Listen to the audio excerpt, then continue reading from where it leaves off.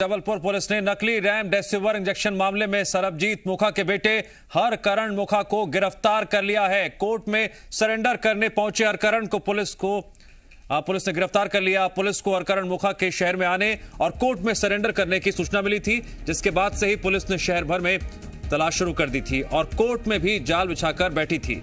करीब 4 बजे कार से हरकरण मुखा कोर्ट के गेट पर पहुंचा और सरेंडर करने के लिए कोर्ट के अंदर भागने लगा, लेकिन पहले से ही मौजूद पुलिस ने उसे पकड़ लिया।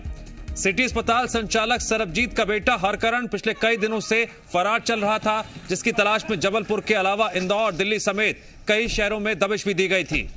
हरकरण मुखा पर फर्जी आईडी के जरिए नकली इंजेक्शन मंगाने का आरोप है। इस वक्त की बड़ी खबर, हरकरण की गिरफ्तारी हो गई है। नकली रेमडेसिविर इंजेक्शन मामले में हरकरण फरार चल रहा था। अब जरा तस्वीरें भी देख लीजिए कि यहां पर किस तरह सरेंडर करने के लिए पहुंचा था, लेकिन पुलिस पहले से ही वहां पर मौजूद थी। पुलिस को जानकारी थी कि हरकरण मुखा शहर के अंदर ही है और वो कोर्ट भी पहुंच सकता है सरेंडर करने के लिए, और इसी के मद्देनजर पुलिस पहले से ही वहां पर मौजूद थी। जैसे ही पुलिस ने हरकरण मुखा को वहां पर देखा, उसके बाद क्या कुछ हुआ इन तस्वीरों में आप देख सकते हैं। हरकरण भागने की फिराक में था, पीछे पीछे पुलिस, और आखिरकार पुलिस ने हरकरण को पकड़ लिया। हरकरण मुखा यहां पर सरेंडर करने के लिए पहुंचा था, लेकिन उससे पहले ही पुलिस ने किस तरह से यहां पर जाल बिछा रखा था हरकरण मुखा को पकड़ने के लिए, इन तस्वीरों में आप देख सकते हैं। शुरुआत से लेकर आखिर तक एक बार फिर से देखिए क्या कुछ हुआ कोर्ट परिसर में। हरकरण मुखा गाड़ी से उतरता है, उसके बाद तेजी से अंदर की तरफ भागने लगता है, लेकिन पीछे पीछे पुलिस भी भागती है और हरकरण मुखा को पकड़ लेती है और इसी के साथ हरकरण को गिरफ्तार कर लिया जाता है। जी मीडिया संवाददाता करण जुड़ गए हमारे साथ इस खबर पर और अधिक जानकारी के लिए।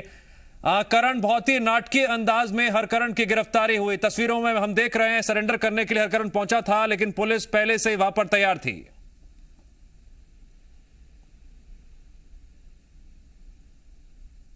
ये पूरा घटनाक्रम घटा है, इससे बेहद बिल्कुल साफ तौर पर माना जा सकता है कि इस नाटकीय घटनाक्रम से ये कम नहीं है।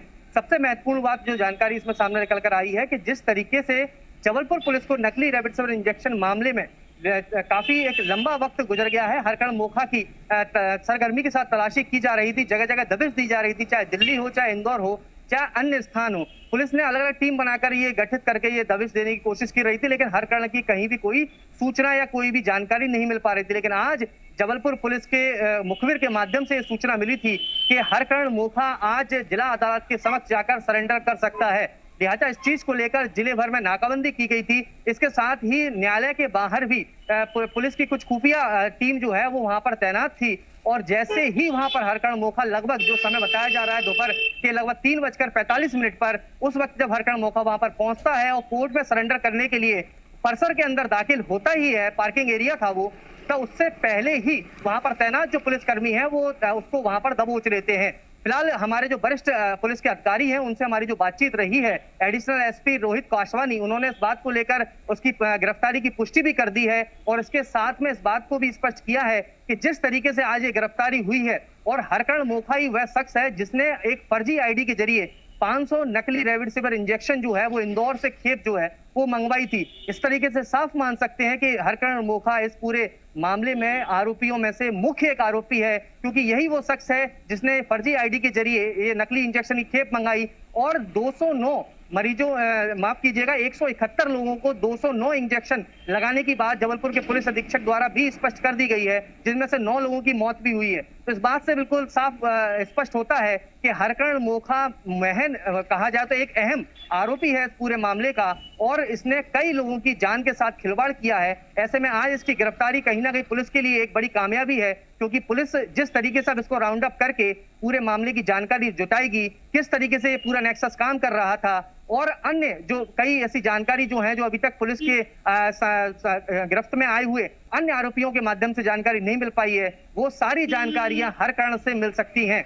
ऐसे में अब देखना होगा कि पुलिस किस तरीके से अब दर पर दर जो लगातार अपने राज इस पूरे मामले के सामने निकलकर रखती आई है, ऐसे में अब आने वाले दिनों में किस तरीके का खुलासा कर सकती है। जी करण, जब जबलपुर पुलिस ने सबसे पहले सरबजीत मुखा के घर पर दबिश दी थी, उस वक्त से ही हरकरण फरार चल रहा था, पुलिस को चकमा भी दे रहा था और मुख्य आरोपी के तौर पर भी इसका नाम लिया जा रहा था। अब ये बात निकलकर सामने आ रही है कि हरकरण मुखा के माध्यम से कई महत्वपूर्ण जानकारियों का खुलासा हो सकता है। कौन कौन से अभी सवाल हैं जिनके जवाब अभी आने बाकी हैं? देखिए, बिल्कुल सबसे पहला अगर जिस सवाल की अगर हम जिक्र करते हैं कि इस नेक्सस में जिस तरीके से अभी तक सरबजीत सिंह मोखा, उसकी पत्नी जसप्रीत मोखा, हॉस्पिटल की एडमिनिस्ट्रेटर सोनिया खत्री शुक्ला और सहित जो देवेश चौरसिया मैनेजर है, इन चारों के नाम तो सामने आ चुके हैं, लेकिन अभी भी जबलपुर शहर में कई ऐसे पनाहगार हैं जिन्होंने इस शख्स को इस पूरे मामले में पुलिस से बचाने की कोशिश की। तो सबसे पहले उनको बेनकाब होने की स्थिति स्पष्ट हो पाएगी। वहीं एक लगातार सरगर्मी से ये सवाल सभी के जहन में उठ रहा है। पुलिस भी इस बात को स्पष्ट कर रही है कि सरबजीत सिंह मोखा का बेटा जो हरकरण है, वो इस पूरे मामले में मुख्य आरोपियों से हटके नहीं देखा जा सकता, क्योंकि यही वो एक सूत्रधार था जिसने ये तमाम व्यवस्थाओं को मुहैया कराया था। ऐसे में ये जानकारी भी लगभग हम इसको नकार नहीं सकते हैं कि कई अन्य अस्पताल भी इसकी जद में आ सकते हैं कि आखिर अभी तक सिटी हॉस्पिटल का सामने नाम निकल कर आया है और उसमें तमाम ये जानकारियां पुलिस के हाथ लगी हैं। ऐसे में हरकरण से इस महत्वपूर्ण विषय की जानकारी भी और उसकी पुष्टि भी हो सकती है कि क्या शहर के अन्य अस्पतालों में भी इस नकली इंजेक्शन की खेप को वहां तक पहुंचाया गया था, क्योंकि अभी तक जो जानकारी सामने निकल कर आई है उसमें 500 इंजेक्शन की स्थिति पूरी तरह से स्पष्ट हो चुकी है, जिसमें से 465 इंजेक्शन जो है वो सपन जैन के माध्यम से सिटी हॉस्पिटल में पहुंचाए गए थे, जिसमें से 35 इंजेक्शन जो शेष बच रहे हैं वो इंदौर का जो फार्मा कंपनी में काम करने वाला शख्स एमआर है, राकेश शर्मा, उसके माध्यम से जानकारी मिली है कि उसने नर्मदा का जो तिलवारा घाट है वहां पर वो फेंके थे। ऐसे में 500 इंजेक्शन की स्थिति लगभग साफ हो चुकी है, लेकिन इस बात की अभी तहकीकात अभी भी ये बाकी है कि क्या अन्य लोगों को भी इसके अतिरिक्त इंजेक्शनों की सप्लाई शहर के अंदर या शहर से लगे हुए अन्य छोटे जिलों में या अन्य हॉस्पिटलों तक ये जानकारी तो इसकी खेप जो है वो वहां तक तो नहीं पहुंचाई गई। ऐसे तमाम सवाल जो हैं वो पुलिस की इन्वेस्टिगेशन का पार्ट रहने वाले हैं। और सबसे महत्वपूर्ण बात यह है कि आखिर इन 500 इंजेक्शन का जो सौदा हुआ है उस सौदे की रकम कितनी रही है? क्या महज कौड़ियों के भाव में इस नकली इंजेक्शन को खरीदा गया था?